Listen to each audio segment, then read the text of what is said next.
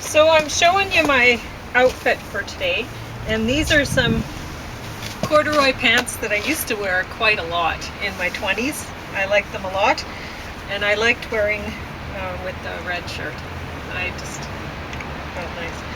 But now that I'm older, the red shirt doesn't quite fit like it used to, and honestly, it doesn't. Back then, I didn't need to work to maintain my weight and stuff like that. I never had a problem with putting weight on. I was working so hard, and very active in my youth, and anyway. But this really isn't the best top for these pants, I realize, because it doesn't show off, you know, the waist or anything like that. It just kind of lumps around. So it probably gives people a certain feeling. They say, or what's his name, Lucia, who wrote the color test, said that people who prefer red and brown love luxury. So it might give a sense of luxuriousness. Well, I think, yeah. And it reminds me of my grandma on my dad's mom, because she liked these colors together, and when I think of her, I always think she seems luxurious or whatever, right? So she would have been better off than you would have been raised, just because of the way things worked out. Yeah. So I want to show you a few things here. I'll show you the dinner. So that's James's dinner for today, and you can see there's carrots and spinach, potatoes, yams, and he still hasn't eaten his sushi from yesterday, and there's manicotti, and that's new manicotti, of course. He didn't. There's the same sushi in there, and then there's a different one that I made today. So I'll show you that one in a minute. I'll just hold it up because it's easier to do than me monkeying this camera around. So I'll put that there, and I'll show you. We might talk about Fargo Year 3 a little more, and then It's Never Over, Jeff Buckley, and Blue Carbon, and Late Ray got bottom of the stack, and I haven't even gotten through it all. So I'm gonna show you the almond. So this is the almond butter nutritional information versus the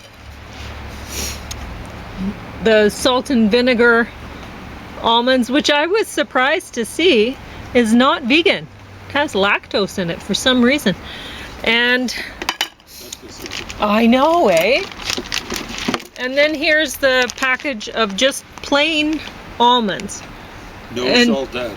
No, yeah, no nothing, not roasted, not whatever. And if you do the math on those things, you'll be like, huh, they're different.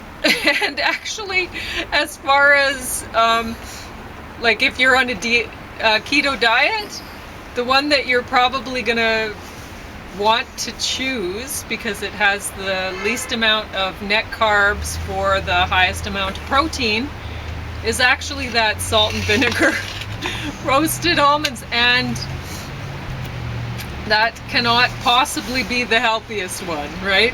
And anybody would know that, but I mean, you're trying to keep your net carbs down, and you probably would go for that. So anyway, now I will tell you, I ate more than a serving size yesterday of those salt and vinegar almonds, and I woke up in the night, Charlie horse in my leg, and honestly, too much salt. And so I was also warm, too warm last night, and excuse me, and I probably didn't have enough water, but I have found that when I eat too much salt, then these other things are a problem. I end up being too warm somehow and don't drink enough water. I don't know why. But anyway, so when I was a teenager and I was anorexic, I had problems with, this is the only time in my life I ever had this, but I'd have Charlie horses in my thighs. That's serious. Wow, that's painful. Oh, it's awful. So, and I remember my Your dad quadriceps are huge muscles, and not the biggest Boy, in your that body, hurt. but maybe the second biggest. Yeah. So, and that didn't deter me from being anorexic. But eventually what did was having to get a tooth pulled. Luckily, the wisdom tooth pushed itself into the gap. But yeah, having to get a tooth pulled, that made me decide, okay, that's it. You know what am I doing? I'm trying to make myself more attractive or something like that by being anorexic, and I won't be more attractive without teeth. So that's what did it for me. Now that I know all this stuff about nutrition, I could be anorexic so easily and not lose my teeth. So I have mixed feelings about teaching people what I have learned about nutrition, because I don't want to encourage people to become anorexic. But I do want to encourage people to be nutrient dense. And if you're nutrient dense, then you will be healthier. Whether you lean towards being too thin or a little bit too big, if you're nutrient dense, you're going to be healthier. So I don't really want to say more about it that way. So I have lots and lots of these kind of sushis here, and I picked out the prettiest one, I think, to show you with the camera. So there's that one, and I won't eat it now because I ate so many of them while I was making them. Because they're pretty good. But there's got to be some sort of compensation for food preparation and cooking. There really has to. yeah. Because it's. I also ate a strawberry that I didn't plan on eating because I was making James's milkshake. But that's okay. So, better than going into those salt and vinegar almonds, I think. So yeah, the other one's just the tomato pesto spaghetti squash one, which is pretty exciting. Although the old ones don't look that exciting on James's plate anymore. But I did warm them up, so maybe they're better heated up for him. I don't know, but the problem is the wrap and the trouble I'm having with my esophagus. Anything that's kind of stringy or like grape has a skin on it. Oranges are hard. Grapes are hard. Oh man, poor James. That's the way it goes. So today's sushi is vegan keto, and the middle part, it actually looks very different than the recipe that I came up with in my mind. I had to make do with what I had. So most of the time, like I've mentioned before, I've been using almond butter as a base for the rice part of the sushi, you know, and because I get it for so cheap. Usually I get it on clearance for less than $3.50 container, sometimes $1. So it's my go-to. But if I had money and wasn't able to get this clearance stuff, then I would have definitely used either macadamia nuts or cashew for this one, because this one, the chia seeds that I've soaked in coconut milk, they're like caviar, right? Vegan caviar. And so in the middle of that, and then because they're black chia seeds, I wanted to have a white rice part. So the macadamia nuts or the cashews would have been better. And then mixed with the brown rice protein flour, which is not brown, it's white, and the firefly kimchi, which I use just like a regular white or green cabbage, so it's actually pretty white too. So that would have looked a lot different, and I wouldn't have put the red bell pepper in the middle, but I had some left over from when I made the other yesterday. So I thought, oh well, I may as well put it in there, especially since it doesn't look as it's supposed to. So, because I'd envisioned it looking far different than it ended up looking. And plus, I put, at first I put maybe a little bit too much brown rice protein flour, and the mix was a bit thick.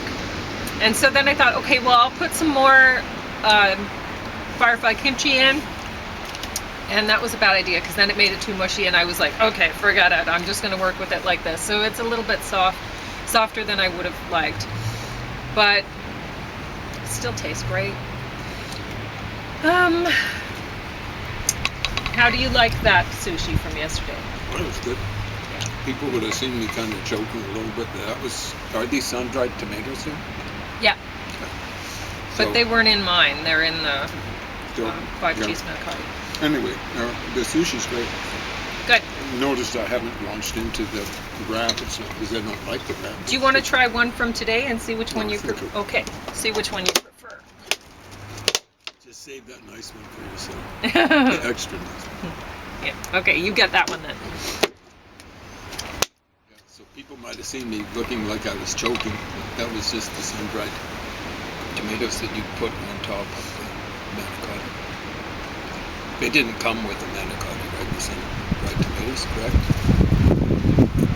The manicotti came with it. Oh, with the sun-dried tomatoes. Yeah, it did. Anyway,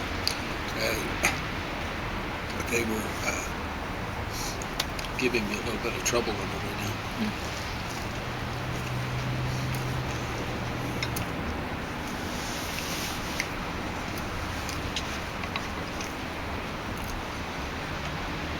I like both.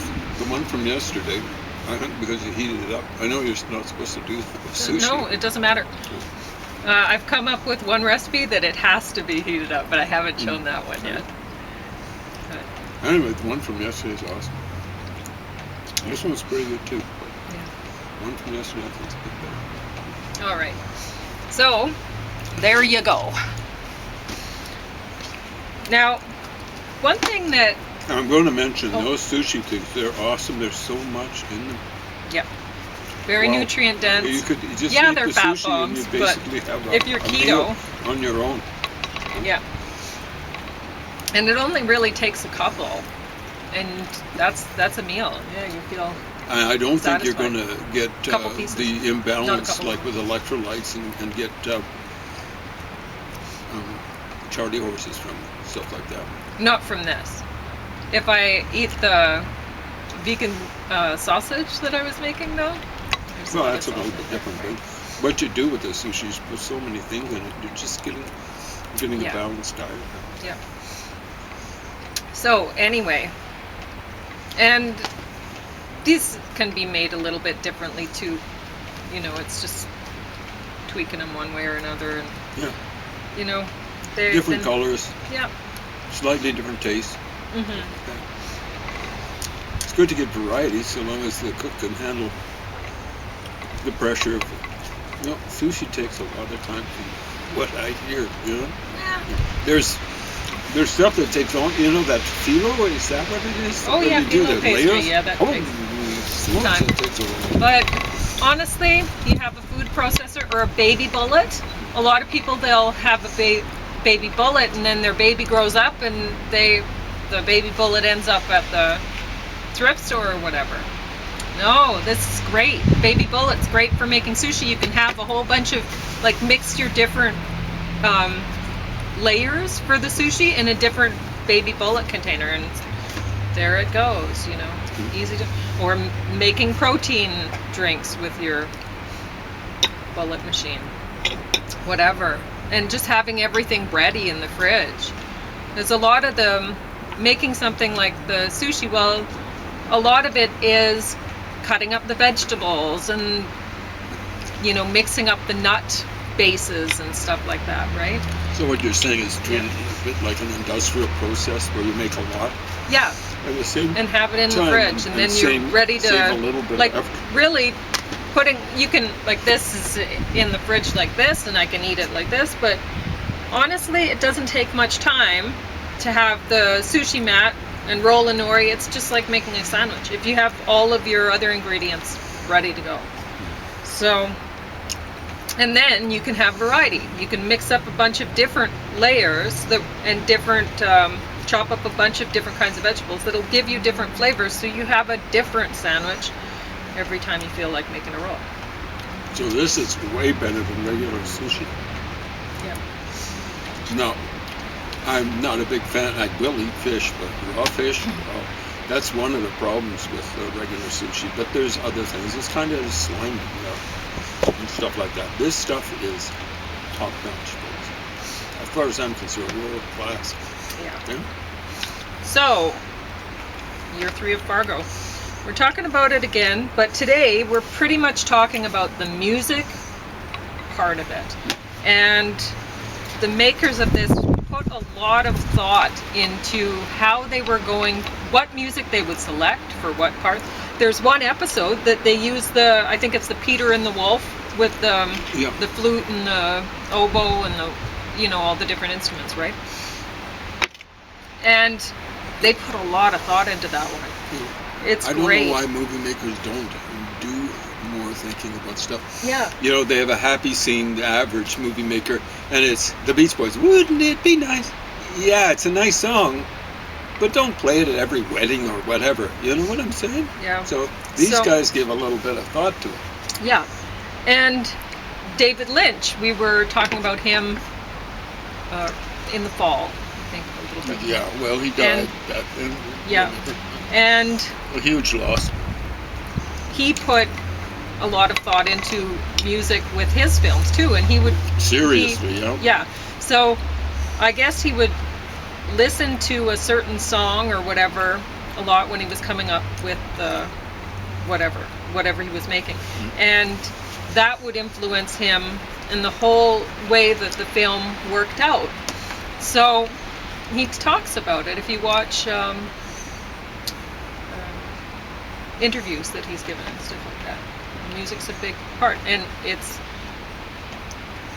they put a lot of thought into how they were going to use it here, and they used it really well.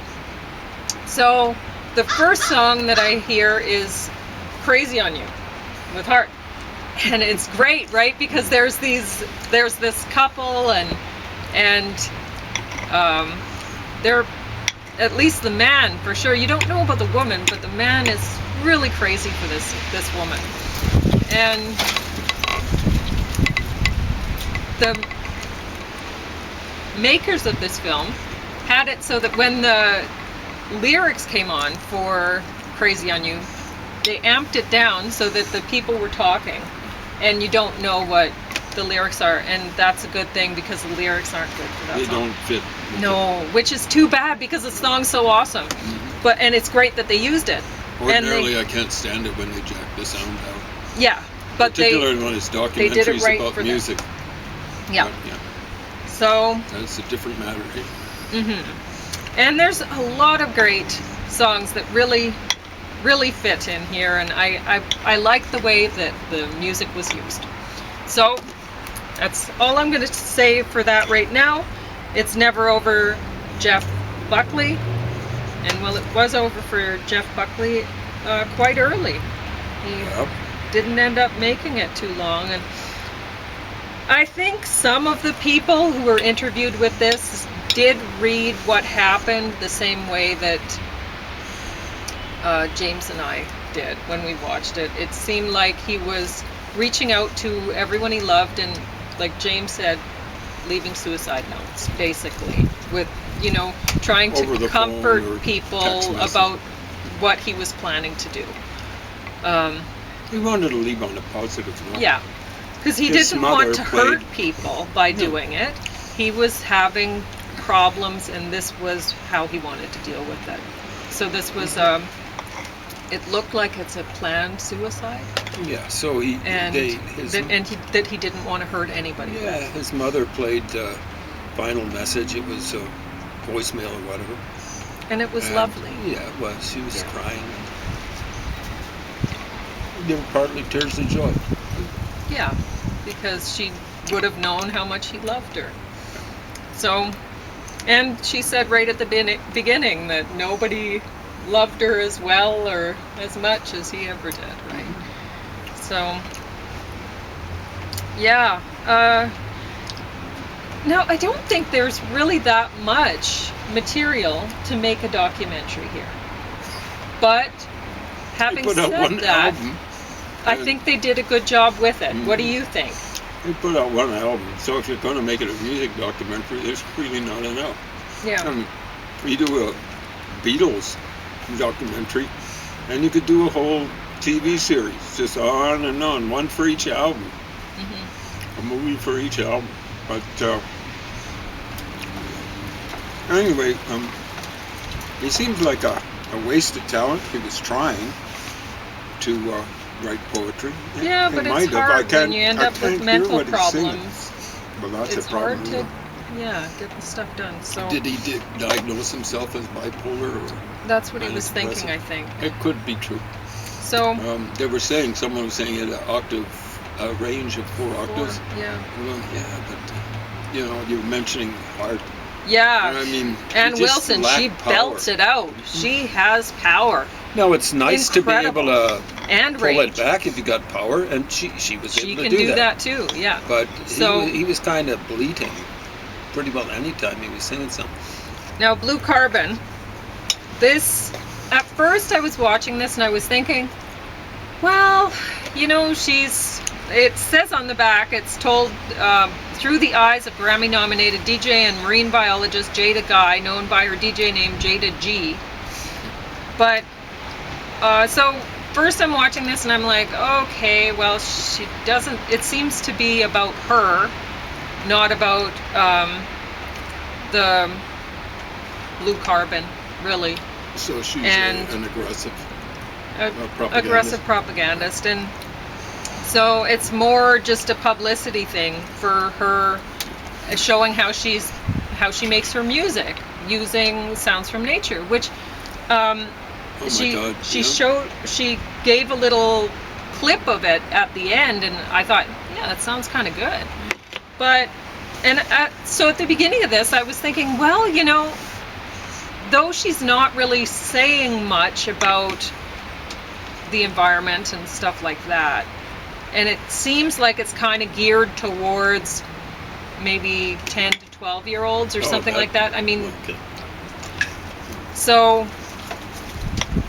maybe what can you say to 10 to 12-year-olds to get them interested in the environment or whatever? Anyway, so I'm listening to this and I'm thinking, well, maybe she will actually have be able to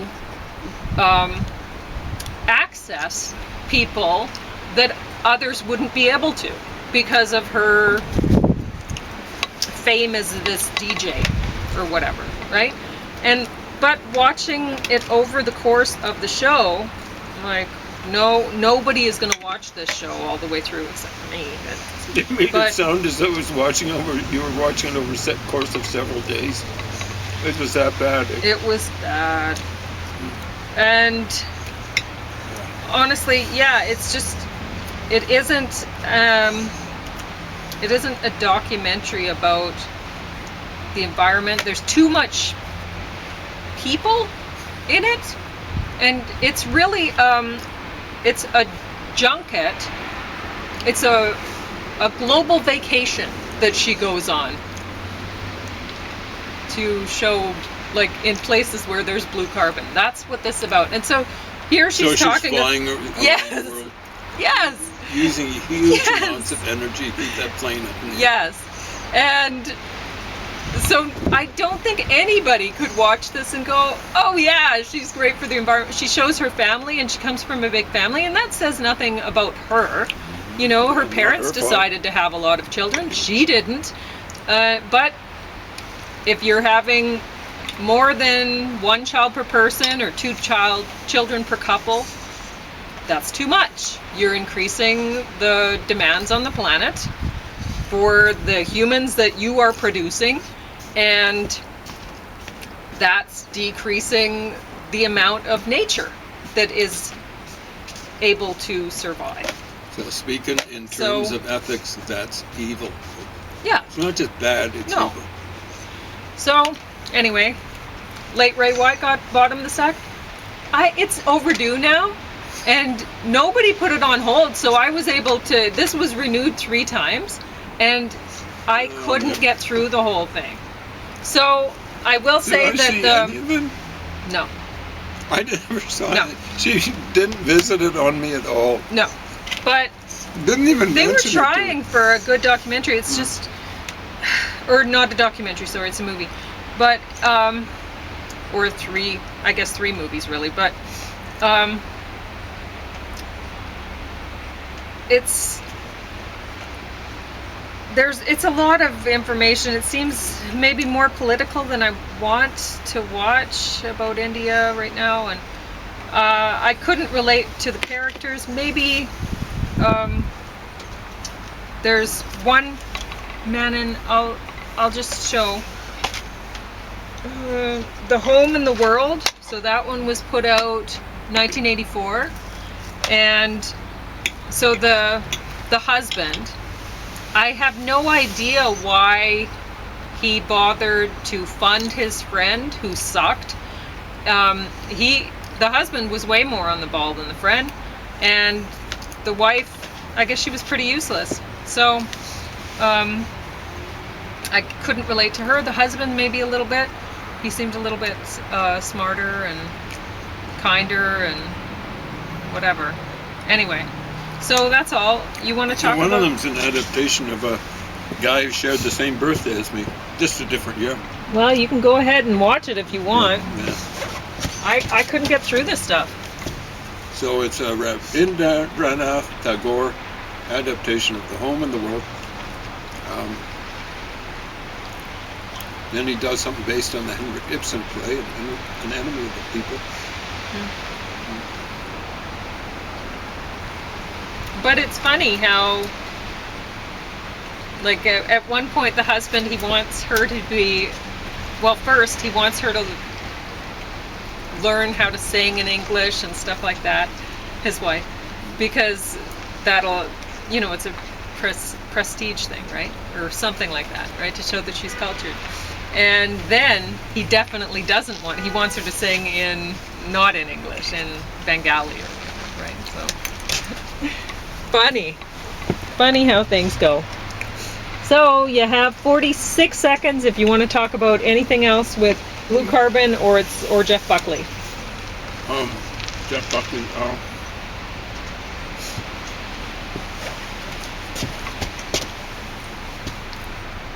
Kind of disappointing. I'd never, the worst version of Hallelujah I've ever heard is U2's.